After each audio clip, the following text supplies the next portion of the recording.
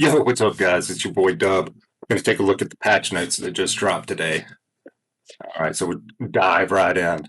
So it looks like we've got a two times the legendary coming up this Friday, as well as a hero rate type up banner, which is Burn. Burn is the tag of the session. It looks like we've got Chelsea, Searcher, Popper, Moloch, and Andrus. None of them are very good.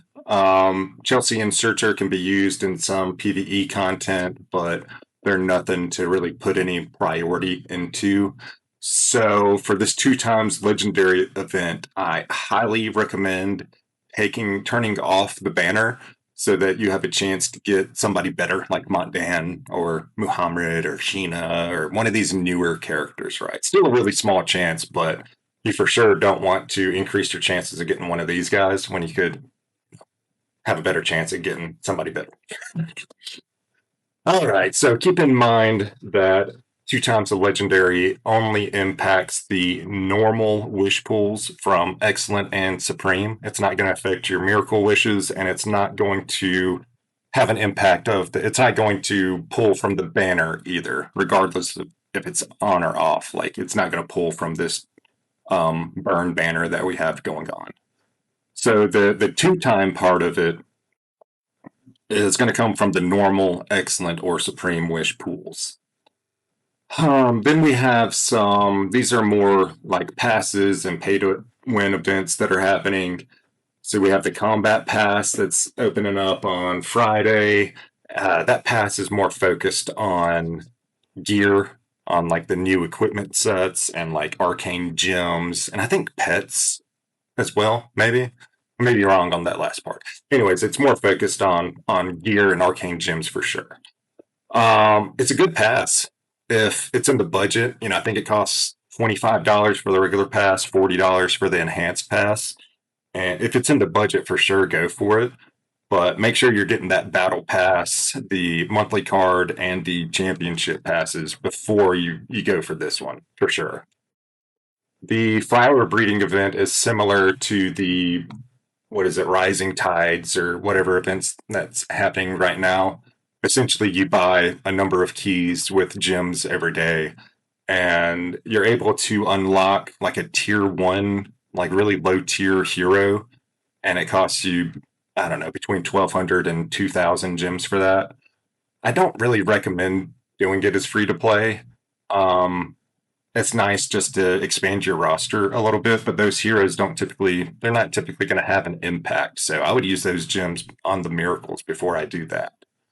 And then the pay to win part of it, I think this one, the requirements differ from stage to stage. I think they increase every stage by, I don't remember. I'll let you guys know next week when it happens, but I remember it not being a great event. It was okay, so. But we'll see. We'll cover it more next week. Dazzling Mall is great. It's good, at least, especially it's great for heavy spenders because you get these coupons back that then you can use to purchase other packs within the Dazzling Mall store. For free to play, I think there's a couple, or not free to play, but for low spenders, I think there's a couple decent offers in there. And then Fortune Astrology, that is a free to play friendly event. You spend gems. I think it's around 2,000 gems to buy your little tokens, and you play the little gotcha game where you earn starry coins. You'll essentially earn 2,000 starry coins every time that this event comes around, which it comes around monthly. Within Fortune Astrology, there is an LTE selection box that costs 20,000 starry coins. So you spend 2,000 a month. It comes around every month. It's going to take you 10 months if you participate every time, and you'll get a free LTE selection box. I know it sounds like a long time, and it is, but that's kind of how this game plays. That's kind of like the pace that it plays at. So keep that in mind. It's still one of the best free to play events there is. So I highly recommend investing your diamonds into that event. Now getting into the feature adjustments, we got some good stuff here. First off, we're now able to recast 6-star legend and epic artifacts. That's awesome. It's kind of like the same system that we have for gear currently. And we get so many artifacts when we're farming these dungeons. Like this is nothing but a win. Um, except that, these artifacts are the main source of my gold income right now.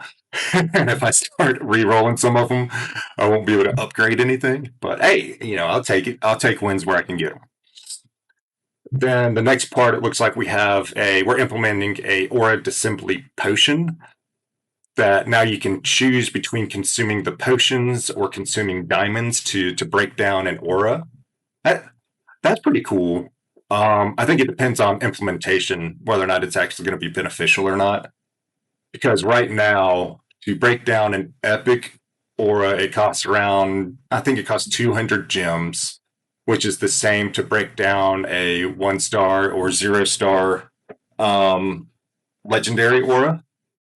So then a 6 star legendary aura costs 1,200 gems to break down.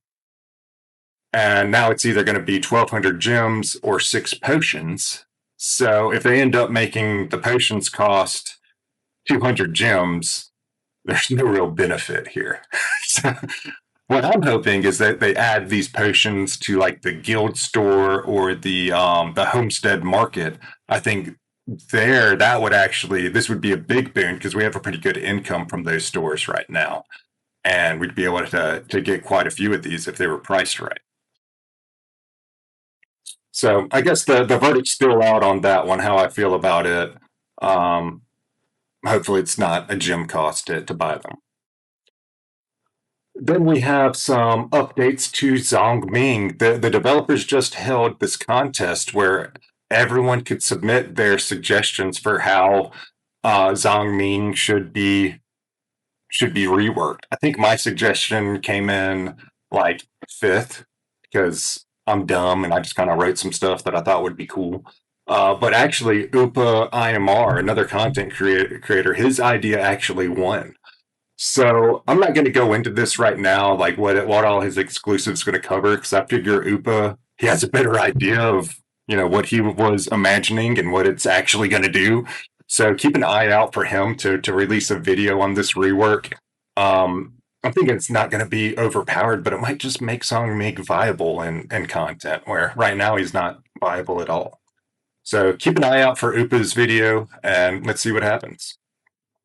Next, we got some more bug fixes. Looks like the new gem, the Soul Return Hallow Crystal, it got fixed. Before, if you had it equipped to somebody, they wouldn't do basic attacks when you were auto battling. So that was pretty dumb. But with that fixed, we actually can like experiment with it now and really see what the full impact of having that gem equipped is. And then Ghoster's exclusive level 4 got changed. It was attack great, I think, which does nothing for Ghoster. And we recommended them changing. They decided to put on max HP by 10%, which is much better. So that's pretty cool that the devs are listening to our feedback and they're implementing changes and stuff. Hopefully, we see some more of these E4 stat changes happen because there's a lot of them out there that just aren't adding any benefit. Moving on to number 7, we removed the exclusive level from the campaign stages on Doom difficulty. When these released, they released at E3, and then like a week or two later, they got kind of stealth updated to E5. We found out that it was the dev's original intention for these campaigns to be at E5. But after all of us got in there, it's kind of like the E5 difficulty is not reasonable. So it was nice that they were able to revert it back to that E3. Now we might actually be able to play some of that content a little bit further. And then Guan Yu got a fix on his Divine Ward, where I guess it wasn't taking effect in concurrent waves, and they fixed that now. And then his E3, when it applied cowardice, the person with cowardice was still able to get a shield from spirit beasts.